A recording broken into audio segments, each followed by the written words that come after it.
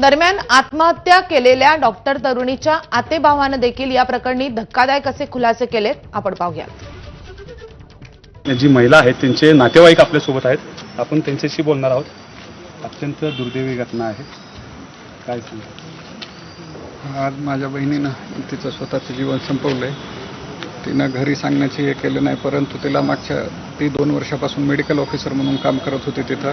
परंतु मागच्या वर्षभरापासून तिला राजकीय आणि पोलिसांचा खूप दबाव येत होता. पोस्टमॉर्टम करताना त्यांच्या म्हणण्यानुसार किंवा राजकीय नेत्यांच्या म्हणण्यानुसार जसा पाहिजे तसा पोस्टमॉर्टम रिपोर्ट बनवायचा किंवा बॉडी उपजिल्हा रुग्णालयात न आणताही त्यांचे फिटनेस किंवा अनफिटनेसचे रिपोर्ट द्यायचे असा दबाव त्यांना होत होता.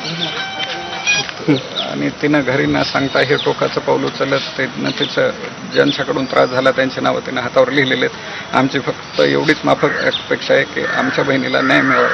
याआधी त्यांनी तुमच्या घरातल्यांबरोबर कधी संपर्क साधलाय का? त्याबद्दलची माहिती कधी दिली आहे का? त्यांनी काय सांगितलेलं का? दुसऱ्यांना कुणाला नाही सांगितलेलं, पण तिची बहीण पण दुसरं एक मेडिकल ऑफिसर आहे. तिला मात्र तिनं हा प्रेशर येत होता, राजकीय दबाव जो येत होता त्याच्याविषयी तिनं सांगितलेलं होतं की सारखं पोस्टमॉर्टमच्या ड्युटी लागतात आणि ड्युटी आल्यानंतर त्यांचे जे रिपोर्ट वगैरे द्यावं लागतात, तर त्याचं जे प्रेशर येत होतं ते सांगितलं होतं. पण बाकी तिनं भीतीपोटी कदाचित सांगितलं नाही. तुम्हाला एकंदरीत म्हणायचं राजकीय दबाव फलटणमधल्या काही नेत्यांचा होता पोलिसांवर आणि ते पोलिसांच्या माध्यमातून डॉक्टरांवर येत होता. कदाचित तसंही असेल, पण त्याने 2 महिन्यापूर्वी त्याचा पाठपुरावा करण्यासाठी किंवा गुन्हा दाखल करण्यासाठी पोलीस स्टेशनला पत्र लिहिलेले आहे. त्याच्यामध्ये स्पष्ट उल्लेख आहे. खासदारांचे 2 PAंनी फोन करायला लावले होते. तसेच पोलीस अधीक्षक गोपाळ भदनेक काय जे आहेत, महाडिक म्हणून कोणीतरी आहेत, तर त्यांचेही नावं तिनं त्या ह्याच्यामध्ये लिहिले होते. आणि गुन्हा दाखल करण्यासाठी तिनं तसा तक्रार अर्जही दिला होता, परंतु गुन्हा दाखल करून घेण्यात आलेला नाही. आणि त्यावर काय कार्यवाही झाली हे सुद्धा आजपर्यंत तिला भेटलेली नाही माहिती. तिनं RTIचं सुद्धा मागच्या महिन्यात हे टाकलं होतं, पण त्याचे उत्तर तिला मिळालेलं नाही. जिल्हा रुग्णालयाचे जे अधीक्षक आहेत त्यांच्याकडे त्यांना हे केलेलं का? आणि खासदार कोण होते ते तुम्ही सांगितलं नाही? त्याच्यात खासदाराचा नावाचा उल्लेख नाहीये. फक्त खासदारांचे 2 PAच्या फोनवर खासदार बोलले एवढाच उल्लेख आहे. त्यामुळे बाकी डिटेल्स मला तरी माहिती नाही.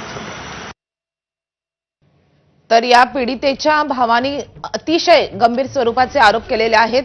आतापर्यंत पोलिसांच्या दबावाची गोष्ट समोर येत होती, मात्र या पीडितेच्या आतेभावाच्या सांगण्यानुसार राजकीय दबाव देखील होता. राजकीय आणि पोलिसांच्या दबावामुळे बहिणीनं आत्महत्या केली आहे असा आरोप या बहिणीनं या भावानं केलेला आहे. त्यामुळे आता या सगळ्या प्रकरणी आणखी काही गंभीर वळण लागू शकतं.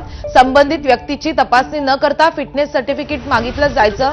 राजकीय नेते आणि पोलीस हवा तसा पोस्टमॉर्टम रिपोर्ट मागवायचे असा आरोप देखील या भावानं केलाय.